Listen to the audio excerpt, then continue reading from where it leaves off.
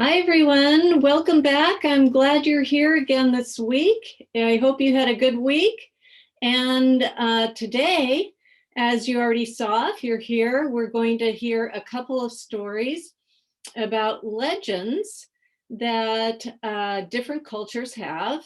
And this one is about tricksters. And I don't know about you, but I love to hear stories about tricksters. So I get the joy of reading to you two different stories today about different tricksters.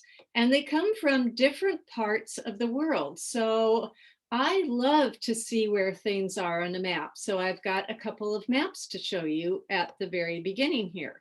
So let me share the screen with you and show you what the maps look like for these two different stories. The first one comes from the Amazon rainforest area, and it's down here in South America. So this little yellow line that you see along here is part of the Amazon rainforest area, and that's where this first story comes from. And you might be wondering, okay, well, Ms. Lynn, where is that really on the map, though, in the whole scheme of things? And this whole big area here is South America. It's getting ready to go up into Central America. And then above that is Mexico and then the United States. So if we zoom in here, this is a world map. And down here, this part here is South America, and that's Central America and Mexico. And oh, here we are right up here. So this green part right up here is the United States. So that's where we are right there. And if we were to go to the tippy top part right up here in the United States, that's actually Washington State. And so that's where we live. And then the second story that I'm going to tell you about takes place in, and see, here we are in Washington State. That's where I was talking about, in the northwest corner of the United States. That's where we live, in Washington State. And the second story takes place in the American Southwest. And so I found a map to show you, where is that in the United States? Well, it's right here. And these states here, California, Nevada, Utah, Arizona, and Colorado, and New Mexico, these states right here, they all make up the American Southwest. So that's where this legend comes from. And the American Southwest, this story really will come from Native American people. And how are these stories, how did they come to us? Well, these stories are passed down from people to people, not really written down because they are such old stories. These stories really are passed down, as we say, through oral tradition. That means they were spoken to people. And so that is how we've gotten these stories. Sometimes they were also drawn, and then people passed them down through the tradition of telling them. And we have recovered some of them. If the people groups were lost, we also recovered them through drawings.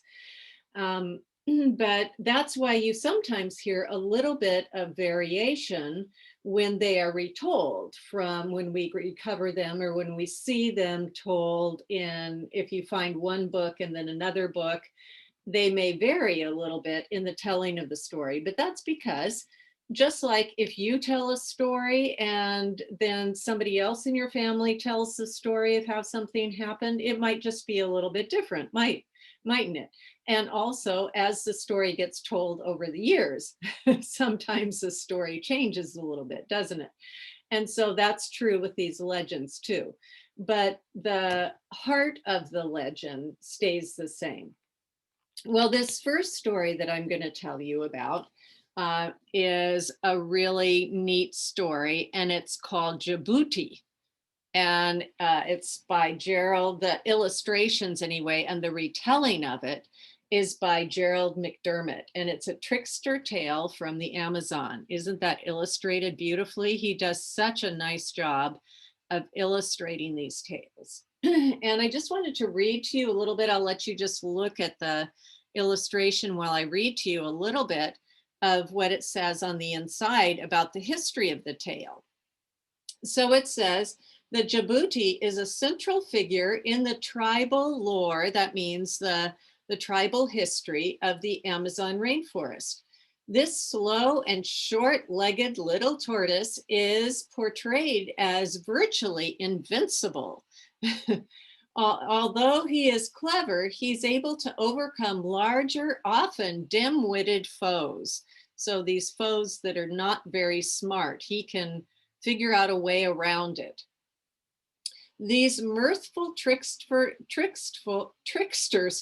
tales expose human foibles that are enjoyed throughout Brazil. Now, what does foibles means?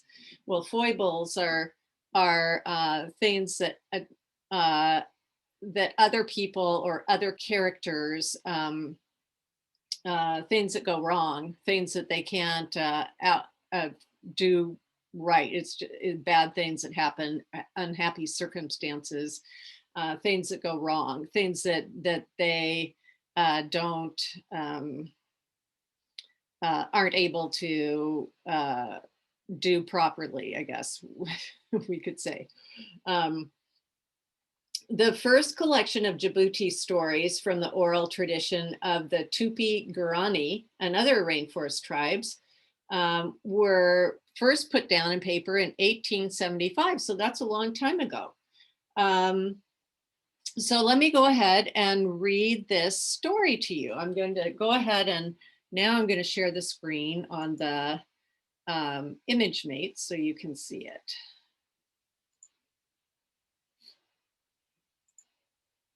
All right, let's see what Jabuti does in this one. Of course, you remember I just said to you there's lots of Jabuti ones, but this one is a really fun one that I picked out for you. And I love the illustrations. And you can see the influence of the Amazon rainforest in the way he drew it.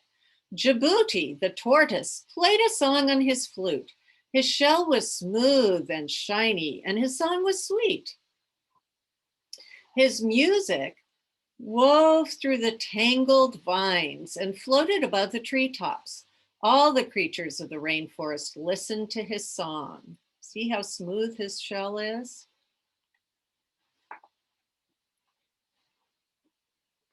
For some, Jabuti's song was sour. Jaguar could remember when Jabuti tricked him into chasing his own tail.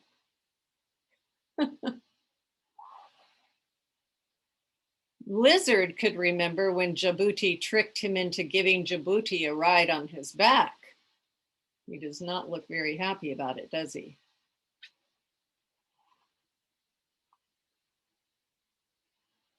See what's happening here? Tapir could remember when Jabuti tricked him into a tug of war with a whale.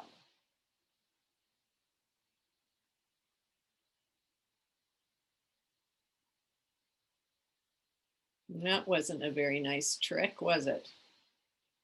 But the birds of the air loved Jabuti's music, and they sang when he played. He's playing and they're singing away.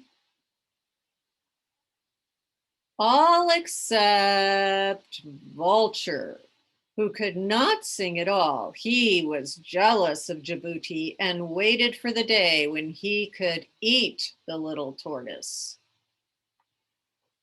Why couldn't he? Because of that hard, smooth shell, right? There came a time when all the birds of the air were invited to a festival in heaven. The King of Heaven called them together to sing, to rejoice, and to receive his blessing. When Jabuti saw the great gathering of the birds, he wanted to go too.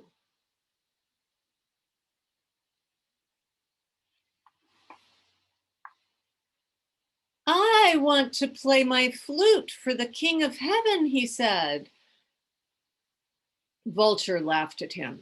I might not be able to make music like you, said the vulture, but I can spread my wings and soar all the way to heaven. Take me with you, Jabuti pleaded. Vulture saw his chance. Climb on my back, little friend.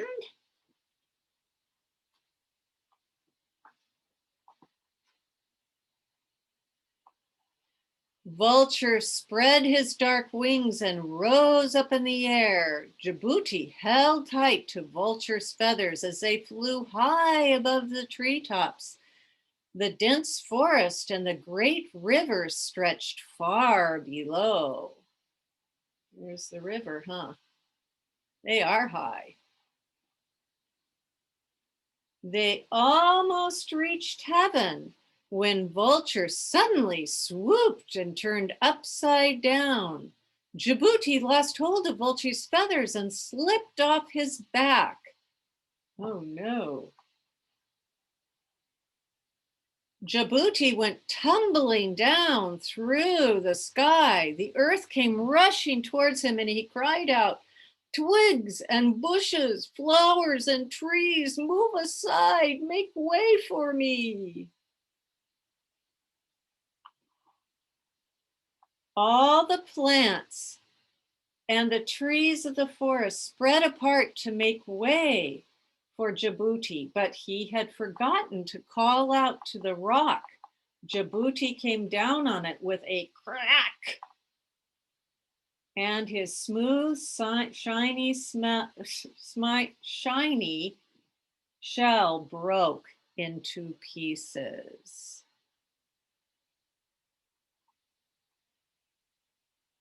See the rock?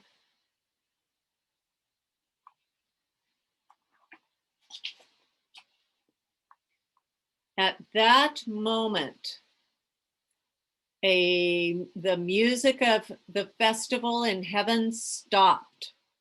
The king of heaven looked down and saw Vulture joining the other birds. "Where is Jabuti?" asked the king of heaven. Vulture shrugged. "How would I know?" he answered.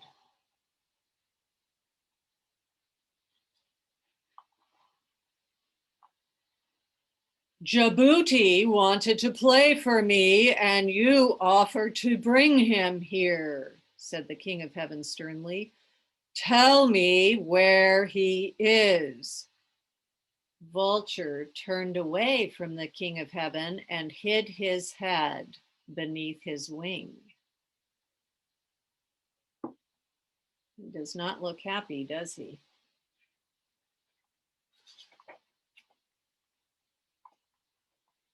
The king of heaven commanded the birds to search for Jabuti. The birds filled the sky, flying high over the treetops, swooping low through the tangled vines, looking for the little tortoise. Do you see the little tortoise yet? Ah, did you see him down here?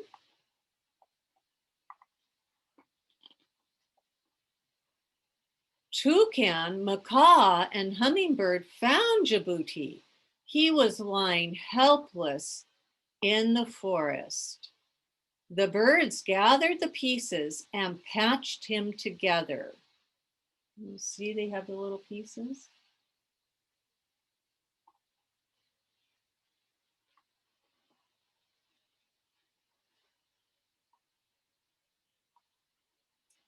When they were done, Jabuti played a song of thanks for them. And where the birds had touched Jabuti, they each took on a new color. Toucan got a red and yellow beak. Macaw got a bright orange feathers, and hummingbird an emerald green belly. You see? Vulture stayed the same dull color, and he still can't sing.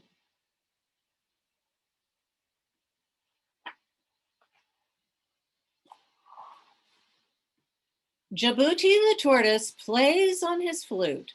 His music weaves through the tangled vines and floats above the treetops. His shell may be cracked and patched, but his song is sweet, at least to some. So tell me what you think about that story. Who is the trickster? And who ended up being what do you think is the moral of that story? A lot of these legends at the beginning Some people think they're very much like Aesop's fables, which have a moral to them or a lesson to learn. So if you think you have an idea of what might be the lesson to those, feel free to put that in the discussion below. All right, the last one I wanted to read you today is about Coyote. And Coyote is an interesting character that is probably the most favorite in the Southwestern tales. And he started out being a very wise character that lots of people really admired and felt was a wise character. But as he lived on, his character changed quite a bit because he was such a problem to the inhabitants of that area, to the people that lived in the Southwest area, because the coyote got into things, stole things, destroyed property and livestock, and stole, food, and crops were destroyed. And so after a period of time, he ended up being quite a problem for people that lived in that area of the country. And so then he got a quite different reputation in the legends. And so this story has that sort of flavor to it. So let's read a little bit about Coyote, the trickster from the American Southwest. And I think you'll enjoy the artwork. Same fella, Gerald McDermott.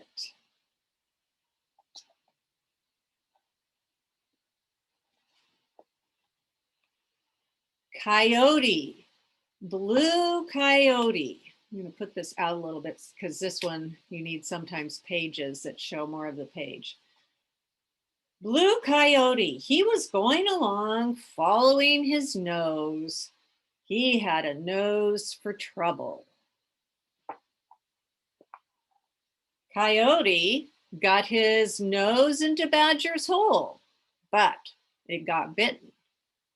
Coyote wanted to have a flaming red head like the woodpecker, but his fur caught fire.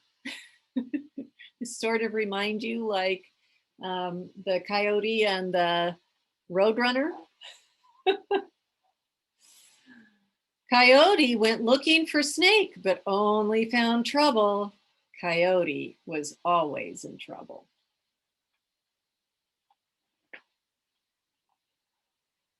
Coyote came to a place where the earth meets the sky. He heard laughing and singing. He went up to take a look. Coyote saw a flock of crows. They were chanting. They were dancing. Then the birds spread their wings. They flew through the air and circled the canyon. He looks pretty awestruck, doesn't he? Oh, if only I could fly, said Coyote. I would be the greatest coyote in all the world. Coyote called to the crows, let me join you. This foolish coyote wants to be like us, Old Man Crow said to his flock. Let's have some fun with him. Old Man Crow turned one eye towards Coyote. You may dance with us, he said. Thank you, said Coyote. But I want to fly too. Maybe you can, said Old Crow. Old Man Crow plucked a feather from his wing. He told his flock to do the same. They stuck feathers in Coyote. Coyote winced. His nose twitched. That wouldn't feel too good, would it, to have them poked in? They're kind of prickly on the end there. Look at that. Crows chuckled. You're ready to fly, said the old man. What do you think? Is he ready to fly? The birds began their slow, steady chant. They hopped on one foot to the other. Coyote joined in the dance. Even though he got out of step and sang out of tune, he was very proud of himself.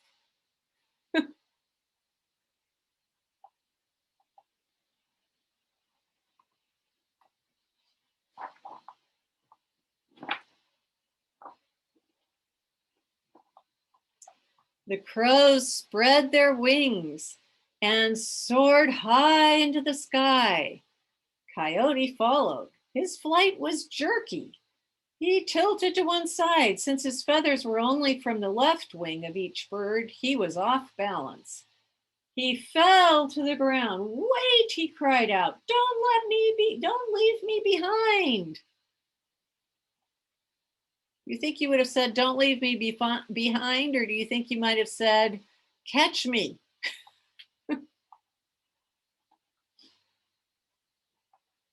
The birds returned and gathered around Coyote. We must balance him, said Old Man.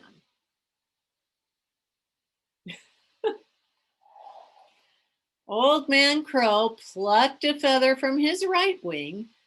Each of his flock did the same. Coyote cringed as they stuck the feathers in his fur. The crows cackled.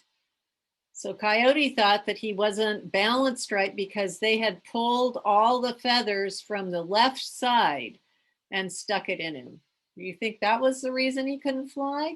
He said he was unbalanced because they had pulled them all from just one side of their feathers, even though he had feathers on both sides, right? You think that was why he couldn't fly?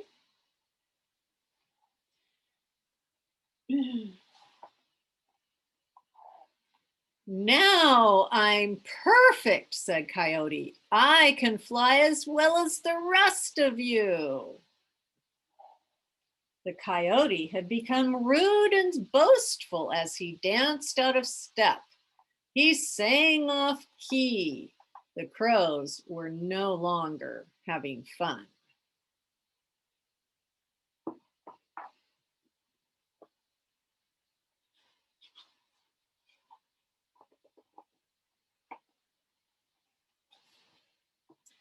The birds began again their slow and steady chant. Coyote hopped along, flapping his feathers and legs and singing sour notes. The dancers spread their wings and leapt into the air. Soon the crows were flying high over the canyon. Coyote struggled to keep up. Carry me, he demanded. The crows circled Coyote, but didn't carry him. Instead, they took back their feathers one by one. Coyote sank through the air. He fell straight down.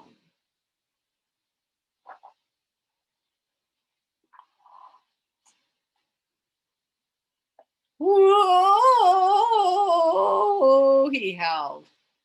Coyote fell so fast, his tail caught on fire. He fell into a pool on the mesa. This is a mesa.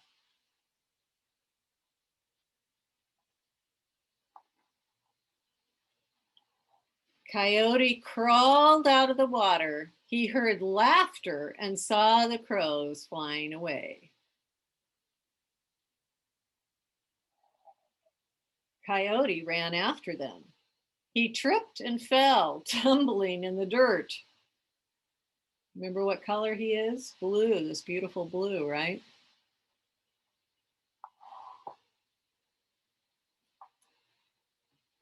Coyote went home soaked and covered in dust. To this day, he is the color of dust. To this day, his tail has a burnt black tip. To this day, Coyote still follows his nose. He has a nose for trouble. He always finds it.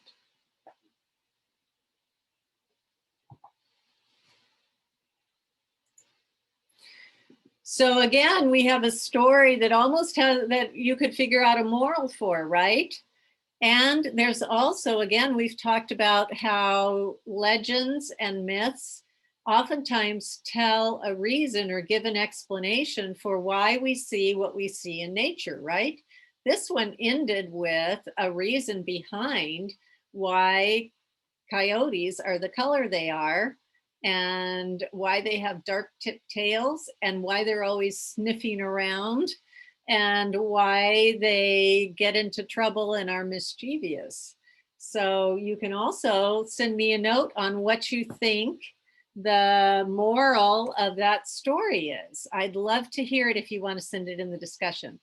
Now, next you will see I put 2 different activities in the link for 2 characters that we heard about in the stories. You can pick one or you can pick both, or you don't need to do either one of them if you don't want to. But I would love it if you give me something back, either write something to me or do an activity so that I get some sort of feedback from you about this week's lesson. So I hope you have a great week and that you enjoyed this week's lesson and that you get outside and enjoy some sunshine too. All right, we'll see you next time. Bye.